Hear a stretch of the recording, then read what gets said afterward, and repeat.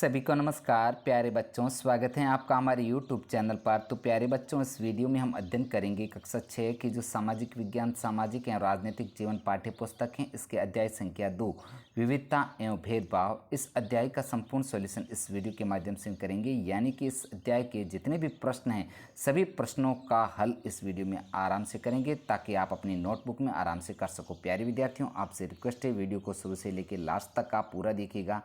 और हाँ साथियों, वीडियो को ज़्यादा से ज़्यादा लाइक तथा शेयर जरूर कीजिएगा। साथियों, शुरू करते हैं अभ्यास के प्रश्न। इसके तहत प्रश्न 1 को हम देखते हैं। निम्नलिखित कथनों का मेल कराए रूढ़िबद्ध धारणाओं को कैसे चुनौती दी जा सकती है, इस पर चर्चा कीजिए।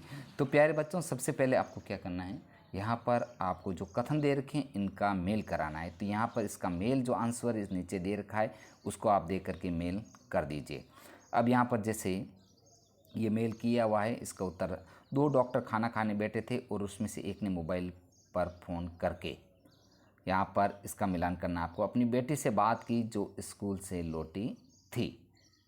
का आपको 3 नंबर से मिलान करना है। फिर कहा है जिस बच्चे ने चित्रकला प्रतियोगिता जीती वह मंच पर पुरस्कार लेने के लिए एक पहिया वाली कुर्सी पर गया। ठीक है। अब ग संसार के सबसे तेज़ धावकों में दिमाग का पुराना मरीज हैं। इस प्रकार साथियों ग का आपको 1 नंबर से मिलान करना। बढ़ेंगे आगे। वह बहुत अमीर नहीं थी, लेकिन उसका एक अंतरिक्ष यात्री बनने का सपना अंततः पूरा हुआ। तो ये आपको इस प्रकार मिलान करने हैं। बढ़ेंगे आगे। रूढ़िबद्ध धारणाओं को निम्नलिखित प्रकार से चुनौती दी जा रही है। तो यहाँ पर जो रूढ़िबद्ध धारणाएं हैं उसको निम्न प्रकार चुनौती। सबसे पॉइंट नंबर 1, सभी जातियों के बच्चों को एक साथ ही समान शिक्षा दी जा रही है। यहाँ पर अच्छों की जगह आपको करना है बच्चों, एक साथ समान शिक्षा दी जा रही है। 2 नंबर पॉइंट है अधिकतर परिवार लड़के और लड़कियों को समान शिक्षा प्रदान कर रहे हैं। और 3 नंबर पॉइंट, सभी लोगों का समान परिवहन के साधन, पार्क, सड़कें, अस्पताल और अन्य सुविधाएँ प्राप्त हैं और अंतर्जातीय विवाह हो रहे हैं। अब आगे बढ़ेंगे प्यारे बच्चों, प्रश्न 2 को देखते हैं। माँ बाप लड़कियों के लिए बोझ हैं। यह रूढ़िबद्ध धारणा एक लड़की के जीवन को किस तरह प्रभावित करती है, उसके अलग अलग 5 प्रभावों का उल्लेख कीजिए। तो प्यारे बच्चों, प्रश्न संख्या 2 का आंसर आपको लिखना है। उत्तर आपको लिखेंगे,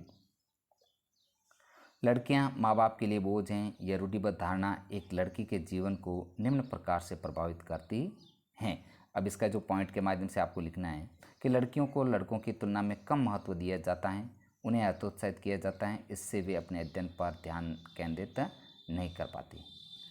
पॉइंट नंबर 2, लड़कियों को सदैव परिवार का अस्थायी सदस्य माना जाता है।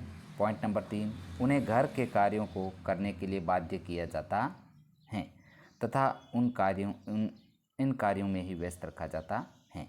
पॉइंट नंबर 4 है, उन्हें अपने घर के बाहर जाकर अपने दोस्तों के साथ खेलने, कूदने और मनोरंजन करने की अनुमति नहीं दी जाती।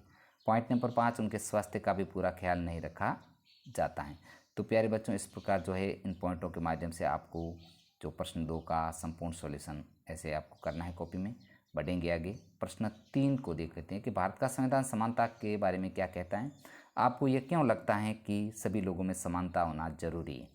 तो प्यारे बच्चों, प्रश्न 3 का आंसर हम देखते हैं। हम जानते हैं कि हमारे भारत में अलग अलग जाति और अलग अलग विचारधारा के लोग रहते हैं। अपने जीवन को जीने के लिए सबके अपने अलग अलग विचार और परंपराएं होती हैं। सब अलग अलग तरह के त्यौहार बनाते हैं। इसलिए भारत के संविधान में यह कहा गया है कि प्रत्येक व्यक्ति के पास अपने जीवन से जुड़े अधिकार और स्वतंत्रता प्राप्त होनी चाहिए। और सभी लोगों में यह समानता इसलिए होना जरूरी है क्योंकि अगर कहीं भी किसी व्यक्ति के लिए किसी कंपनी में नौकरी खाली है तो हर व्यक्ति को उस नौकरी को पाने का अधिकार होना चाहिए। जाति, रंग, लिंग के आधार पर उस नौकरी के लिए चयन नहीं करना चाहिए। अगर किसी जगह कोई त्यौहार मनाया जा रहा है तो अलग जाति वाला व्यक्ति अगर वो त्यौहार खुद अपनी मर्जी से मनाना चाहे तो ही सही है, नहीं तो उस त्योहारों को मनाने के लिए किसी को मजबूर नहीं करना चाहिए। सार्थक शब्द में हमारा संविधान ये कहता है कि प्रत्येक व्यक्ति को अपने धर्म का पालन करने, अपनी भाषा बोलने, अपना त्यौहार मनाने का स्वतंत्र अधिकार होना चाहिए। बढ़ेंगे आगे प्यारे बच्चों, प्रश्न संख्या 4 को देख लेते हैं। कई बार लोग हमारी उपस्थिति में कोई ही पूर्वाग्रह से भरा आचरण करते हैं।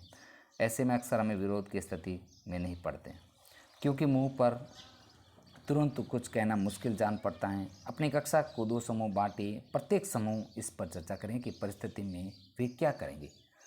तो प्यारे बच्चों, सबसे पहले है क इसका प्रश्न, गरीब होने के कारण एक सहपाठी को आपका दोस्त चिढ़ा रहा है।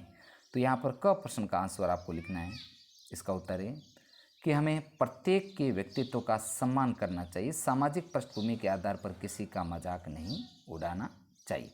अब प्यारे बच्चों, प्रश्न ख है जो उसको देखते हैं कि आप अपने परिवार के साथ टीवी देख रहे हैं और उनमें से कोई सदस्य किसी खास धार्मिक समुदाय का पूर्वाग्रह टिप्पणी करता है। तो आपके प्यारे विद्यार्थियों, ख प्रश्न का आंसर लिखना है आपको कि मैं उसे ऐसा करने में रोकना चाहूँगा, क्योंकि हमारे संविधान ने सभी धर्मावलंबियों को समान स्वतंत्रता व आदर प्रदान किया है। आगे बढ़ेंगे, प्रश्न ग को हम देखते हैं। अपनी कक्षा के बच्चे एक लड़की के साथ मिलकर खाना खाने से इनकार कर देते हैं क्योंकि वे सोचते हैं कि वह गंदी हैं। तो प्यारे बच्चों, इस ग प्रश्न का आंसर आपको इस प्रकार देना है कि मैं अपनी कक्षा के उन साथियों को सलाह देना चाहूँगा कि हमें सबके साथ मित्रवत व्यवहार करना चाहिए और किसी के पहनावे या दिखाई देने के आधार पर उसकी उपेक्षा नहीं करनी चाहिए। बढ़ेंगे आगे, ग प्रश्न को देखते हैं।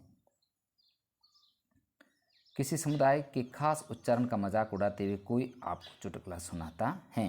तो ग प्रश्न का आंसर हम देखते हैं, किसी के उच्चारण का मजाक उड़ाना सही नहीं है क्योंकि उच्चारण स्थान स्थान पर भिन्न भिन्न हो जाता है। अब आगे ग के बाद में ड प्रश्न। तो ड प्रश्न दिया हुआ है कि लड़के लड़कियों पर टिप्पणी कर रहे हैं, लड़कियां उनकी तरह नहीं खेल सकती। उपयुक्त परिस्थितियों में विभिन्न समूहों ने कैसे बर्ताव करने की बात की, इस पर कक्षा में चर्चा कीजिए। साथ ही इन मुद्दों को उठाते हुए कक्षा में कौन सी समस्या आ सकती है, इस पर भी बातचीत कीजिए। तो प्यारे बच्चों, ड प्रश्न का आंसर यहाँ पर देखते हैं। मैं उन लड़कों को कल्पना चावला तथा सुनीता विलियम्स का उदाहरण देकर समझाने का प्रयास करूंगा कि लड़कियां किसी भी तरह से लड़कों से कम नहीं। तो प्यारे बच्चों, इस वीडियो में इतना ही। हमने इस वीडियो के माध्यम से कक्षा 6 की जो सामाजिक एवं राजनीतिक जीवन पाठ्य पुस्तक हैं, इसके अध्याय 2 विविधता एवं भेदभाव, इस अध्याय का संपूर्ण सॉल्यूशन हमने इस वीडियो के माध्यम से किया है। प्यारे बच्चों, आपसे रिक्वेस्ट है वीडियो को ज़्यादा से ज़्यादा आप लाइक तथा शेयर ज़रूर कीजिएगा। और हाँ, चैनल पर अगर नए हैं तो चैनल को सब्सक्राइब करके बेल आइकन को ज़रूर प्रेस करें ताकि हमारा जब भी नया वीडियो आप तक नोटिफिकेशन सबसे पहले पहुँचे। और हाँ प्यारे बच्चों, आपको कक्षा 6 के जो सामाजिक विज्ञान, हिंदी, अंग्रेजी और सभी जो है विषयों का सॉल्यूशन मेरे चैनल की प्लेलिस्ट बनी हुई है, वहाँ जा कर के आप उनका अध्यापन एक साथ भी कर सकते हैं। तो प्यारे बच्चों, आज का वीडियो इतना ही। मिलेंगे नेक्स्ट नए वीडियो के साथ में। साथियों, वीडियो देखने के लिए आपका बहुत बहुत दिल से धन्यवाद।